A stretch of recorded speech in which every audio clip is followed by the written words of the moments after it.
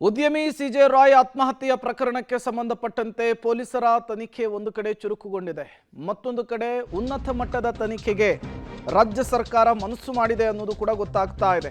ಹಾಗಾಗಿ ಸಿಐಡಿ ತನಿಖೆಗೆ ವರ್ಗಾವಣೆ ಆಗುತ್ತಾ? ಉದ್ಯಮಿ ಪ್ರಕರಣವನ್ನ ಗಂಭೀರವಾಗಿ ಈಗಾಗಲೇ ರಾಜ್ಯ ಸರ್ಕಾರ ಕನ್ಸಿಡರ್ ಮಾಡಿದೆ. ಡಿಜಿಪಿ ಸಲೀಂ ಅವರಿಗೆ ಕಮಿಷನರ್ ಸೀಮಂತ್ ಕುಮಾರ್ ಸಿಂಗ್ ಮಾಹಿತಿ ಕೊಟ್ಟಿದ್ದಾರೆ. ಆಳವಾದ ತನಿಖೆಯ ಸಲುವಾಗಿ ಸಿಐಡಿ ವರ್ಗಾವಣೆಗೆ ಸಾಧ್ಯತೆ ಇದೆ. ಐಟಿ ಅಧಿಕಾರಿಗಳ ಪರಿಶೀಲನೆ ವೇಳೆ ಆತ್ಮಹತ್ಯೆಗೆ ಉದ್ಯಮಿ ರಾಯ್ ಶರಣಾಗಿರ್ತಾರೆ. ರಿಯಲ್ ಎಸ್ಟೇಟ್ ವ್ಯವಹಾರ, ಐಟಿ ರೇಡ್ ಸೇರಿ ಹಲವು ಆಂಗಲ್ನಲ್ಲಿ ತನಿಖೆ ಆಗಬೇಕಾಗುತ್ತೆ. ಹಾಗಾಗಿ ಸಿಐಡಿಗೆ ವಹಿಸುವಂತಹ ಸಾಧ್ಯತೆಯೇ ಹೆಚ್ಚು ಅನ್ನೋದು ಗೊತ್ತಾಗ್ತಾ ಇದೆ.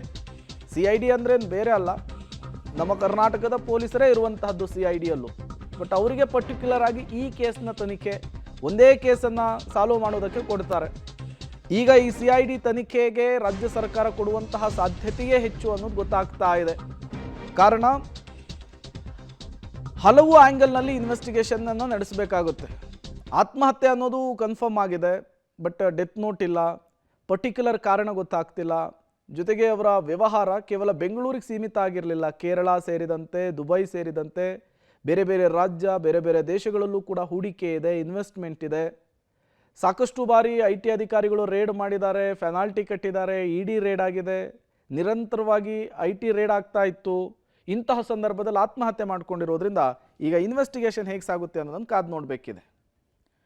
ಡೀಟೇಲ್ಸನ್ನು ಕೊಡ್ತಾರೆ ನರಸಿಂಹಮೂರ್ತಿ, ನೇರ ಸಂಪರ್ಕದಲ್ಲಿ ಜಾಯಿನ್ ಆಗಿದ್ದಾರೆ. ನರಸಿಂಹಮೂರ್ತಿ, ಸಿಜೆ ರಾಯ್ ಈ ರಿಯಲ್ ಎಸ್ಟೇಟ್ ಉದ್ಯಮದಲ್ಲಿ ಛಾಪು ಮೂಡಿಸಿದಂತಹ ಉದ್ಯಮಿ, ಇವರ ಆತ್ಮಹತ್ಯೆಯ ಪ್ರಕರಣದಲ್ಲಿ ಸರ್ಕಾರ ಯಾವ ರೀತಿ ಮುಂದಾಗಬಹುದು, ತನಿಖೆಗೆ ಏನೆಲ್ಲ ಬೆಳವಣಿಗೆಗಳನ್ನು ನಿರೀಕ್ಷೆ ಮಾಡಬಹುದು ಅಂತೇಳಿ?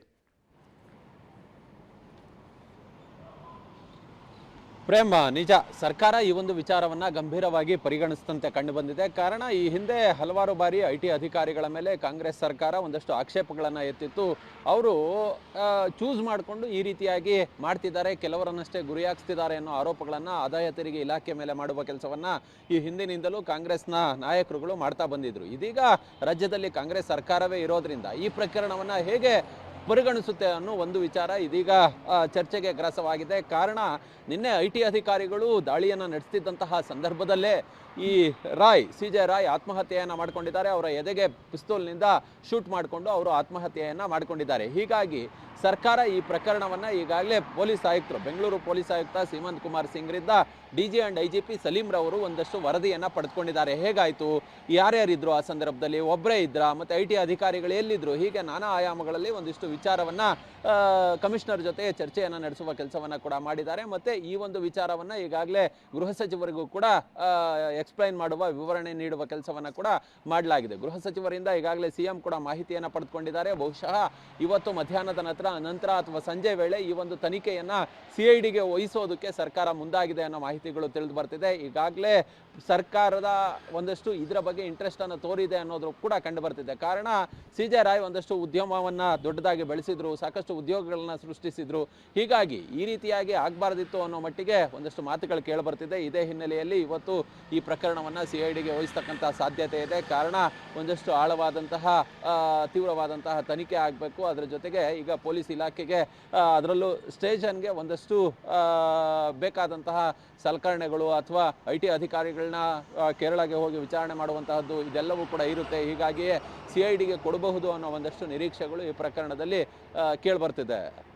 ಓಕೆ, ಥ್ಯಾಂಕ್ ಯು ನರಸಿಂಹಮೂರ್ತಿ ತಮ್ಮೆಲ್ಲ ಮಾಹಿತಿಗಾಗಿ. ಐಟಿ ಅಧಿಕಾರಿಗಳ ಪ್ರೆಸರ್ ಒಂದು ಆ್ಯಂಗಲ್ ಆದರೆ, ಬೇರೆ ಕಾರಣ ಇತ್ತು ಅನ್ನೋದು ಮತ್ತೊಂದು ಆ್ಯಂಗಲ್ ಆಗಿರುವಂಥದ್ದು. ಅವರ ಫೋನು, ಸಿಬ್ಬಂದಿಗಳ ಹೇಳಿಕೆ ಎಲ್ಲವನ್ನು ಕೂಡ ದಾಖಲಿಸಿಕೊಳ್ಳುವಂತಹ ಕೆಲಸ ಆಗುತ್ತೆ. ನೋಡೋಣ ತನಿಖೆಯ ಮೂಲಕ ಅಸಲಿ ಕಾರಣ ಹೊರಬರುತ್ತಾ ಅಂಥೇಳಿ.